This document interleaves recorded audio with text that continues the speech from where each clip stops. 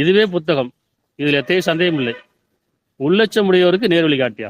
இது புத்தகம்ன்றான். புத்தகம்னா என்ன? அகத்தை புதுப்பிக்கக்கூடியது. அகம் இல்லையா? அகம் யாரும் பார்த்ததில்லை, அது மறைவா இருக்கு. புறம் அப்படிங்கிறது வெளிப்படையானது. புறம் இல்லாம மனைச்சை கொண்டது.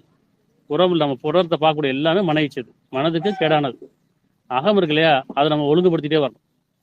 அப்போ அந்த குரான் படிக்க படிக்க சிந்திக்க சிந்திக்க உங்களுடைய அகம் புதுப்பிக்கப்படும்.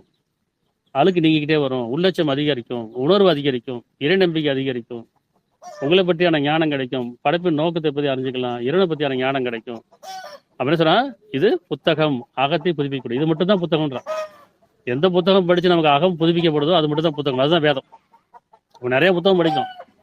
சின்ன வயசுல ஸ்கூல்ல ஆரம்பிச்சு, காலேஜில் ஆரம்பிச்சு, இன்னும் வெளியே நிறைய புத்தகங்கள் கற்பனை படிச்சுட்டே வரும். ஆனா எந்த ஒரு புத்தகத்தையும் நமக்கு மனம் தூய்மை அடைகிறது.